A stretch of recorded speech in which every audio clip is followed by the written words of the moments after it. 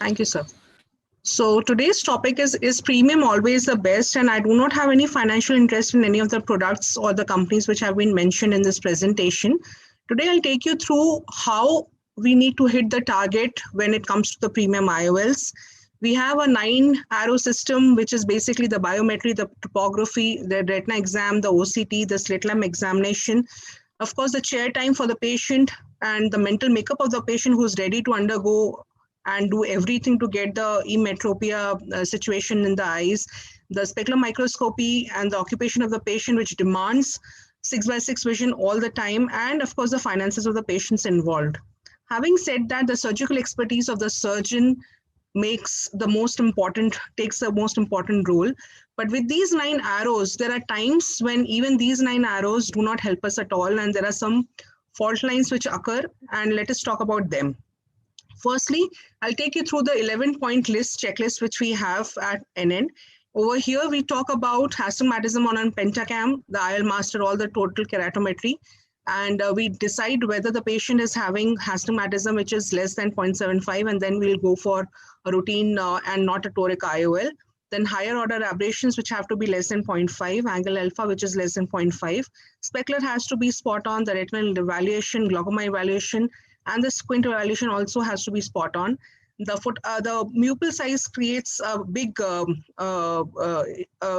change in the terms of what is the millimeter size, which is 2.5 to 4 millimeter, which helps us to take a very good decision whether to go for a multifocal or a trifocal or not. And of course, the prior ocular surgery, which is important for us to know about the ocular surface, any other ocular pathologies which may be there, and the use of contact lenses, which is more than 5 days. If a person is using, then we want to repeat all the scans after taking off the soft contact lenses. And if it is more than 1 month, then we have to talk about the hard and toric lenses, after which we can do all the scans. So this is our personal checklist, which I would have shared today. Let's take you to the patient number 1. Today I have 2 patients. One of them is a 46-year-old lady, a spectacle wearer for 20 years. She's a myope and hypertensive and a known case of hypothyroidism. Patient is having a spherical equivalent of -9, approximately -9 and -6 in the left eye. Patient is getting best corrected vision of 6 by 8, 6 by 6. Patient was very particular that patient wanted permanent surgery and wanted to remove glasses, and that's what she had come to us for. We realized that once we were doing all the slit lamp examination, we realized that other than grade 1 nuclear sclerosis in both the eyes and a myopic fundus, there was hardly anything which could be remarkable. At the same time, we subjected her to all the scans. The pentacam in both the eyes looks fairly similar to each other. If you see the astigmatism, it is around 1.7 in the right eye and about 1.5 in the left eye. And coming to the EKR report, the EKR reports also show a very good reason for you to probably go ahead with a multifocal or trifocal. Talking about the eye trace, as I talked about the higher order aberrations over here, it is again falling into the category of 0.311 microns and 0.264 in the left eye, and angle alpha was again with the normal limits of 0.14 and 0.275. So practically till now, you would not say anything and you will not say no to the patient when it comes to a trifocal lens or a multifocal lens.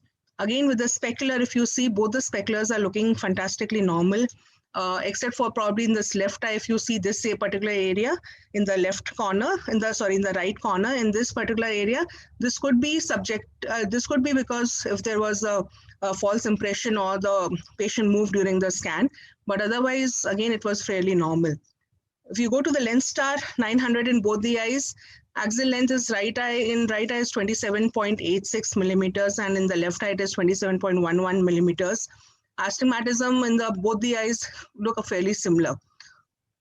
Having this particular instrument, that is Lenstar 900, has given us this particular insight, and we wanted to compare it with IOL Master as well. So let us go to a particular sheet that I've made.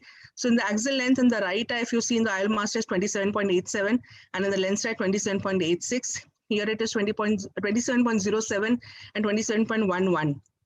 Both of them are having very similar anterior chamber depths. If you see, lens thickness is again Over here, there is some difference, 3.99 and 4.03, but here again, the similar difference is present over here in both the eyes.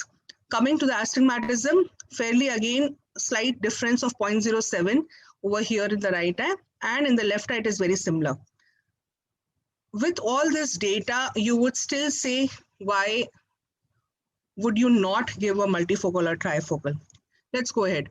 Coming to the OCT, OCT showed a routine myopic fundus, which was having some amount of thinning in the retina, but at the same time, again, structural damage or structural changes were not present in both the eyes. The first 3 photographs are for the right eye and the last 3 are for the left eye.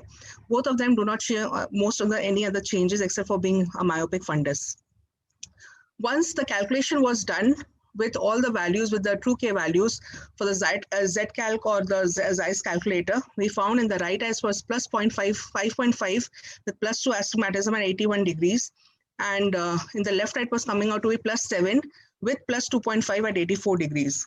When the IOL master K values only were taken, the right eye was very similar, but in the left eye, it increased by a diopter to plus 8 with plus 2 astigmatism at 89 degrees.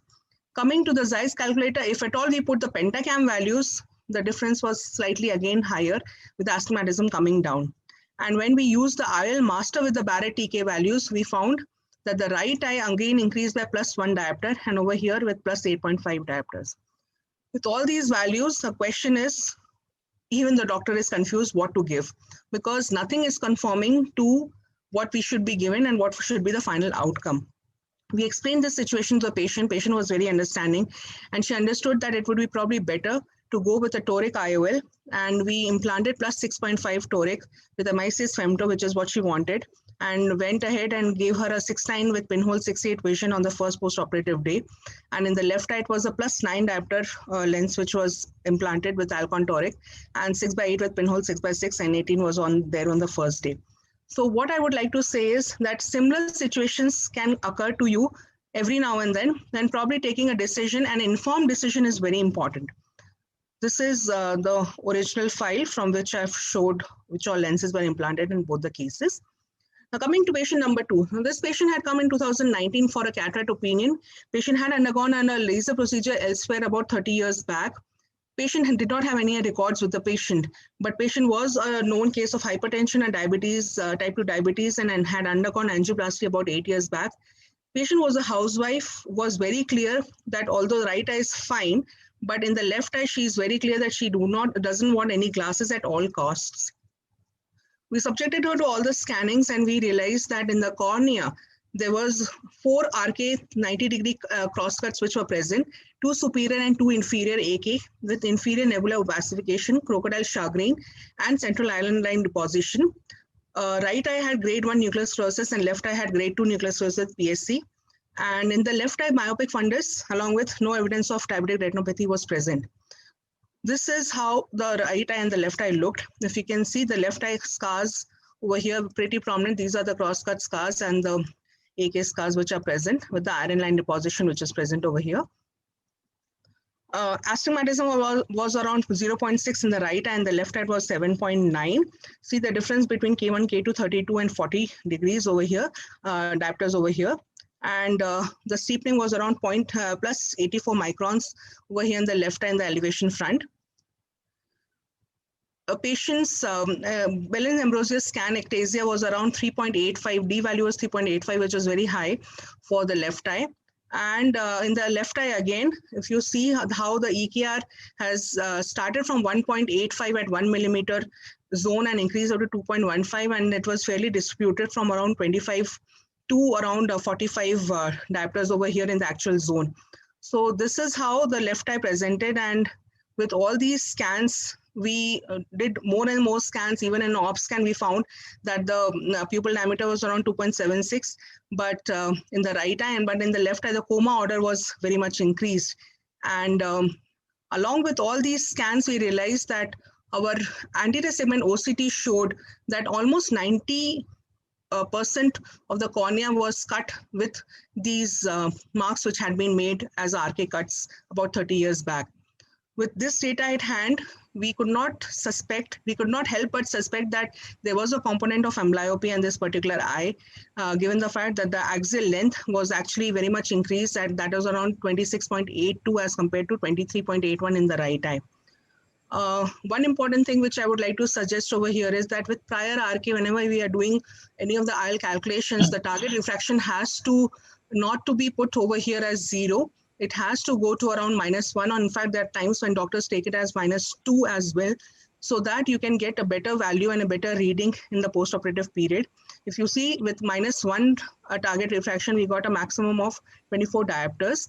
And with this is eventually what we did, that we implanted a IL power of 24 SN60WF in the bag. And after 4 weeks from CF 2 meter, which was there earlier, the vision was CF 3 meters improving to 6/36, which was the eventual BCVA also. And the refraction was around plus 2.25 with minus 5.5 cylinder at 90 degrees with plus 2.5 add.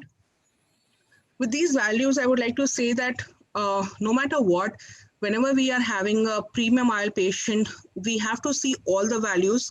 We have to agree to all the criteria and then get a fantastic result if everything is in place. The preoperative, intraoperative, and postoperative care for such patients is extremely important, because at every step they have to be explained why are we doing this. If we fail in doing so, then the patient becomes a little apprehensive and a little agitated. They don't understand why we are doing so many tests. We have to also set the expectations right. Most of the patients have faith in you. They know that what you're doing is correct, provided that you give them ample time to explain what you're doing. We have to discuss the pros and cons. You need to have your consent form ready, with which you have to explain the patient and also discuss what can happen if this goes wrong, or what is the eventual outcome that you're looking forward to. There are times when the IOL delivery takes time. The IOL delivery may not happen on time, especially during these times. And you also have to explain what IOL you're going to be using for the second eye surgery as well, because these are premium patients. They need premium care, and they need to understand what are they heading towards. Teamwork always wins. At NN, we are very, very fortunate to have a huge team, which not only takes care of the clinical part, the calculation part, the part where we have to explain to the patients, the counselors, the team, everybody. And we have to keep this room for error, because this room for error is something they have to explain to the patient. There are times when high myopes may not end up at 6/6. This particular line has to be explained to them. And of course, the insurance aspect, because not all high-end lenses are covered under insurance. Having said this, I think I end my presentation today. And I'm really thankful to all of you for helping me out for this particular presentation. Thanks a lot.